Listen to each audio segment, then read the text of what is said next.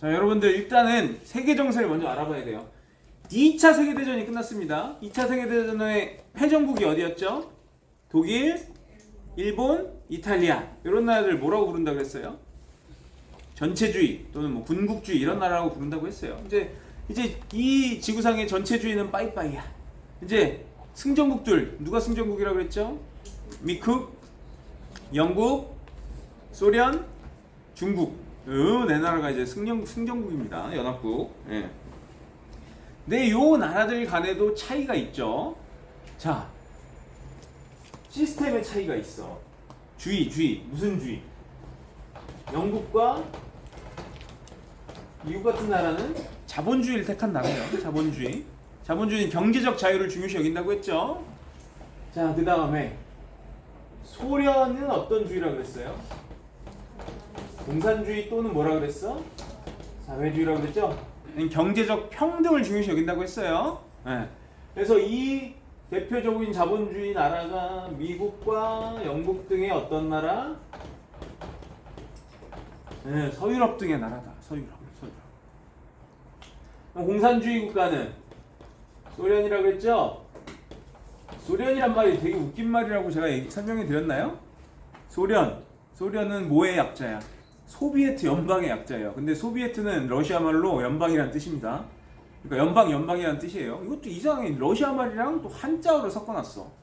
아주 이상한 말입니다. 근데 어쨌든 소련과 소련 근처에 있는 동유럽의 나라들이 이제 공산주의, 사회주의 국가가 되는 거예요. 여러분들 흔히 아는 폴란드, 지금 러시아랑 전쟁하는 어떤 나라? 우크라이나 이런 나라들 원래 다 옛날에 그 소련의 연방 국가였고 지금의 발칸반도에 있는 여러분들 세르비아나 뭐 잘 모르시겠지만 뭐 슬로바키아, 뭐 몬테네그로 뭐 이런 나라들도 다 공산권 국가였습니다.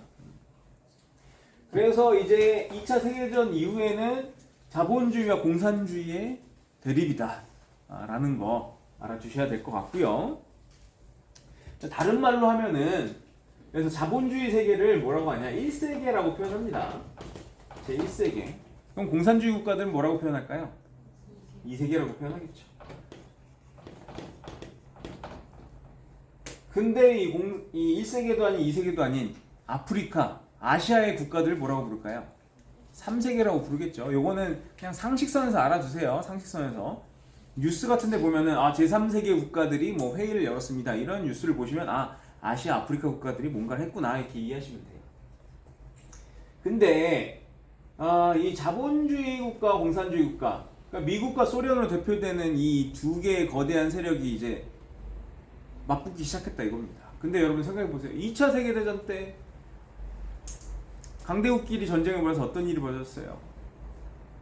수천만 명이 죽었습니다. 수천만 명이.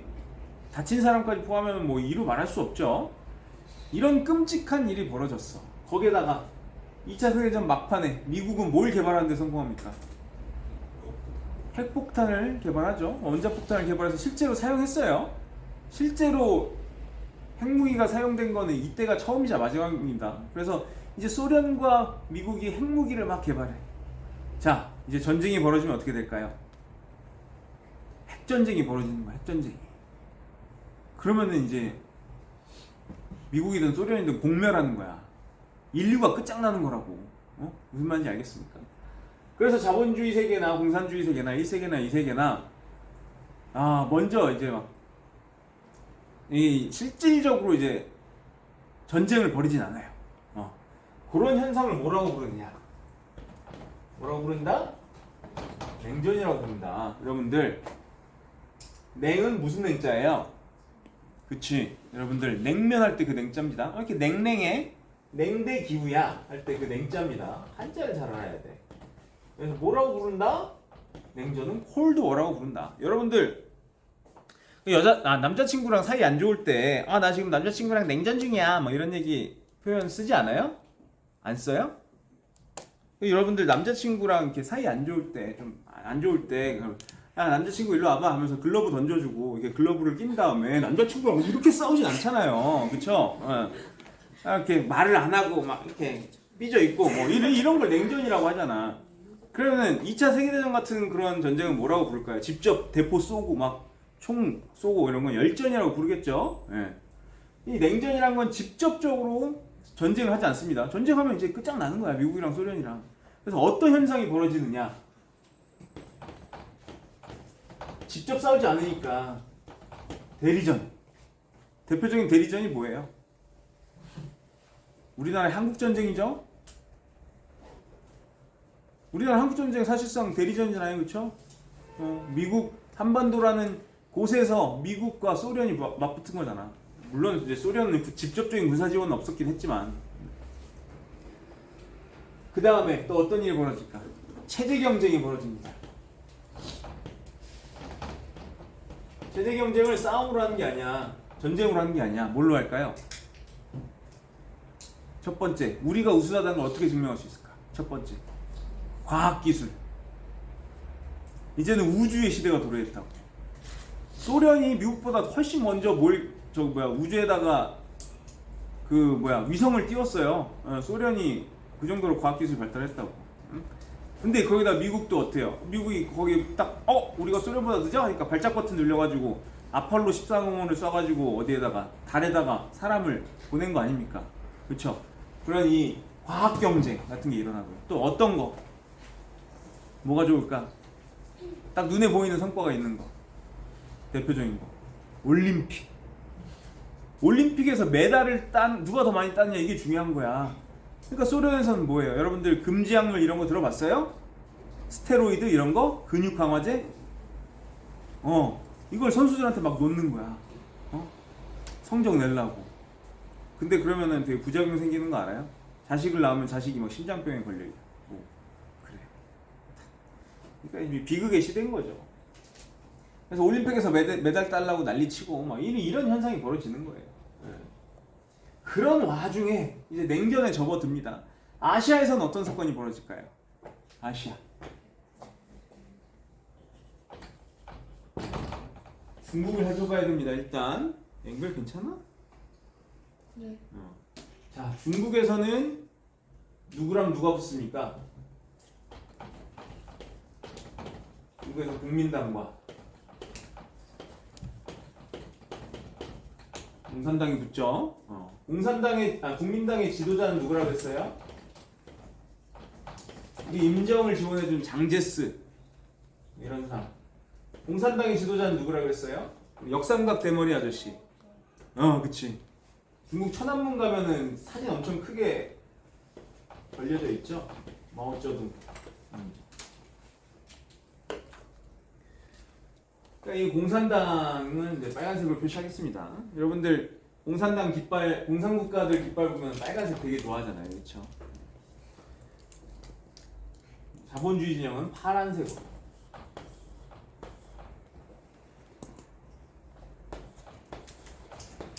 자, 중국에서 내전이 벌어집니다. 국민당이랑 공산당이랑 한판 붙는 거야. 이 사건을 뭐라고 부르냐? 국민당과 공산당이 내전을 벌였다. 그래서 국공내전이라고 합니다. 국공내전.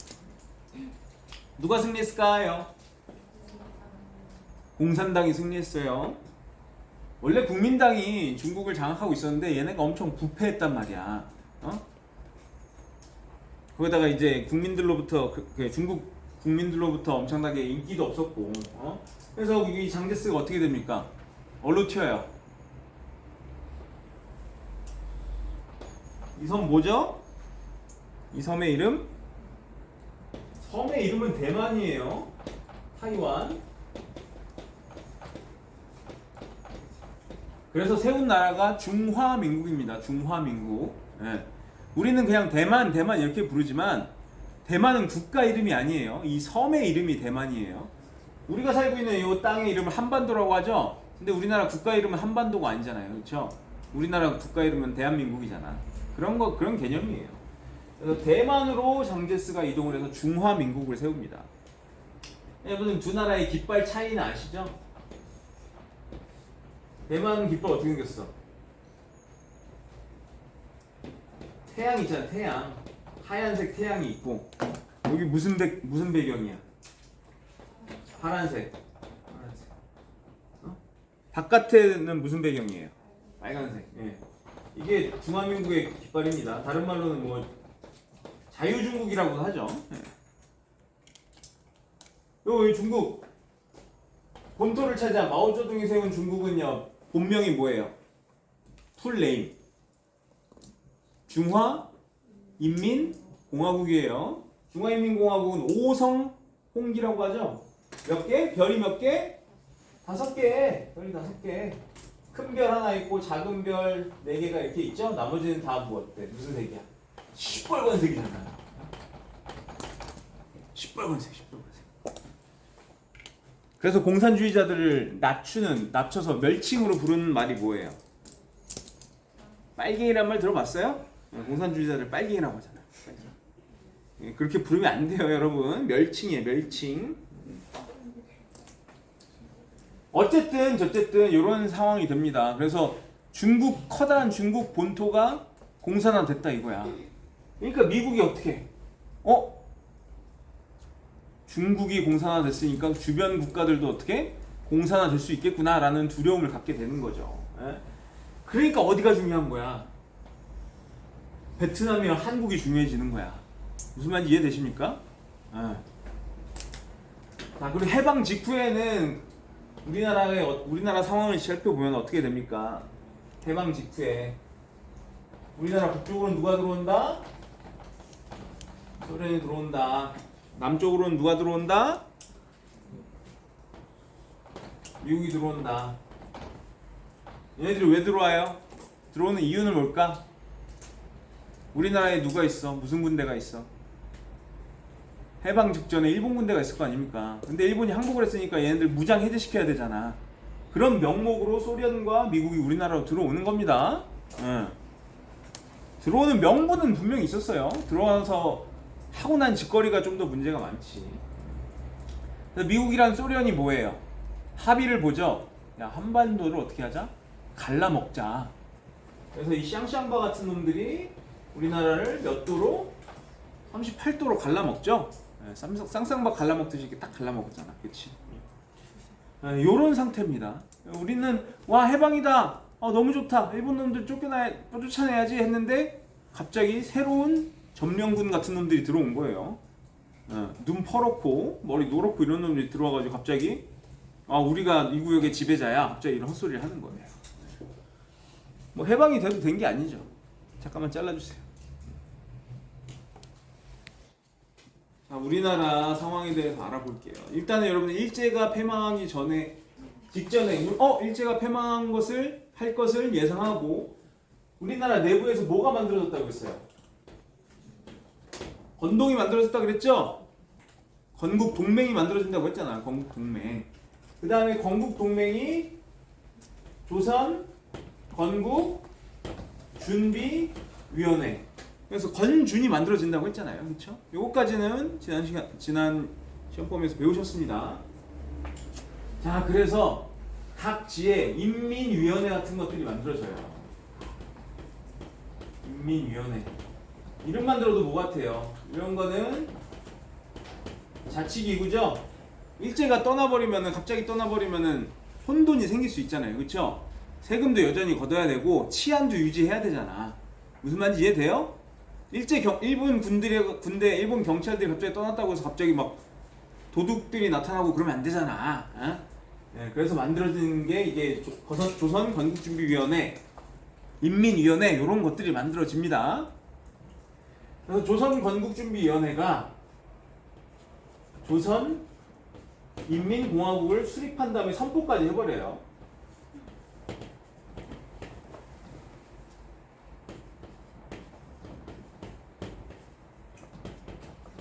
우리의 나라가 세워졌어요. 세워지긴 했어. 근데 어떤 일이 벌어지느냐? 자, 어떻게 북쪽과 남쪽에 누가 들어온다고 그랬죠? 각각 미군과 소련군이 온다 그랬죠? 그래서 얘네들이 갑자기 야, 너네 그런 거 하지 마. 우리가 너네 다스릴 거야 하면서 남쪽에는 미국의 군대가 통치를 하는 미군정이 시작됩니다. 북쪽에는 소군정이 시작돼요. 소련군이 통치를 하는 거야.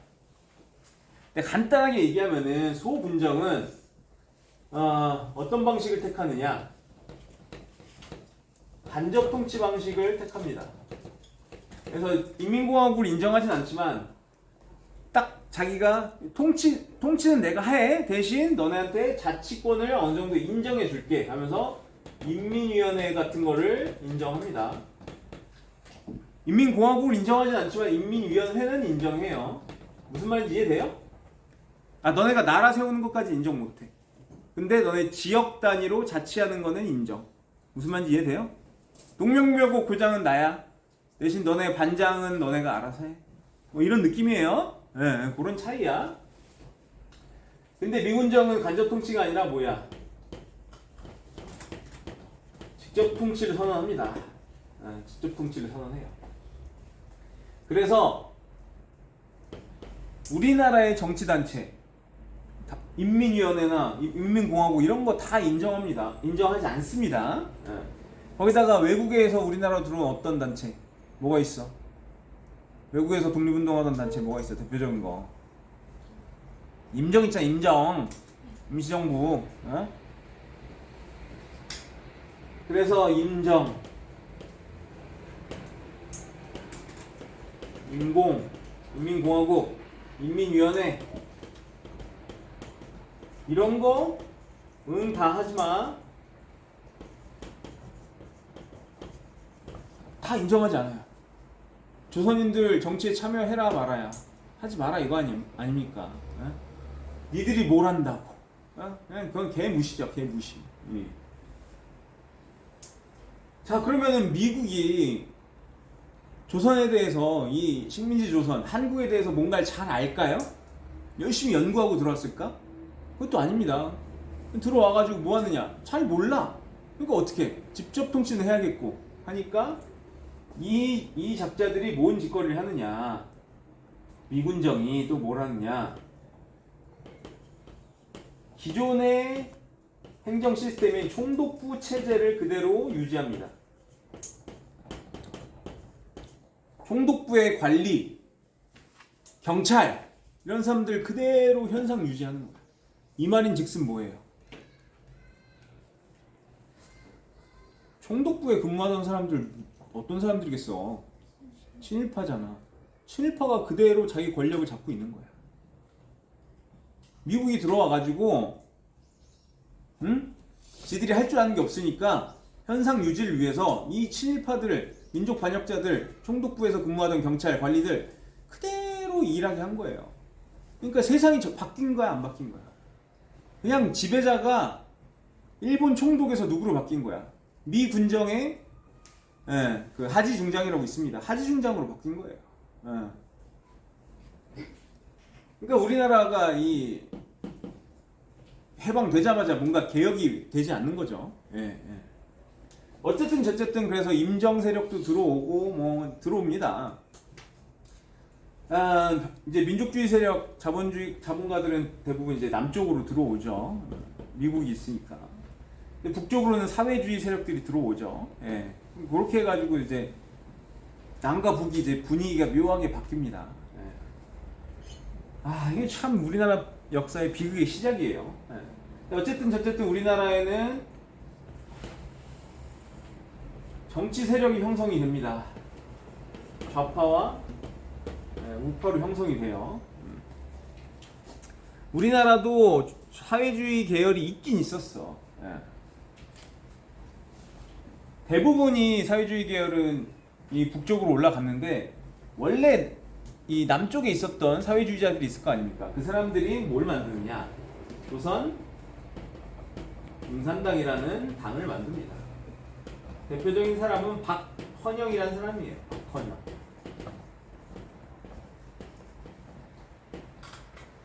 박헌영.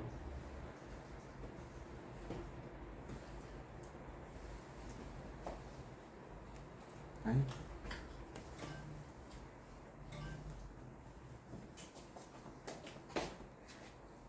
길어. 자, 우파. 우파는 민족주의자들이라고 했죠. 우파들도 여러 가지 단체를 만듭니다. 한국 독립당, 한국민주당, 한국독립당,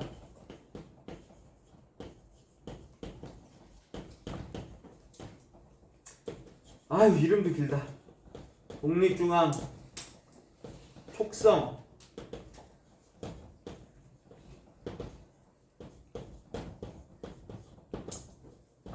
협의회 이런 당들이 만들어져요. 예. 한국민주당은요 송진우, 김성수 등인데 이 사람들은 대부분 이 국내에 있던 자본가들이에요. 돈 있는 사람들. 이건 어떤 사람들일까, 여러분? 국내에서 돈이 많았다라는 건 어떻게 해서 국내에서 돈을 벌었을까? 그치. 친일적인 행동을 하지 않고서는 국내에서 돈을 벌 수가 없습니다.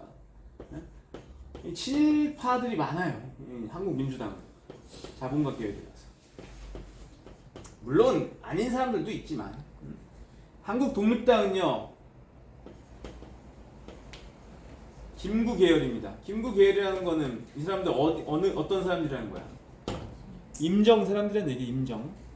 자, 또 외국에서 독립운동했던 사람 또 누가 있죠? 미국에서 독립운동했던 사람.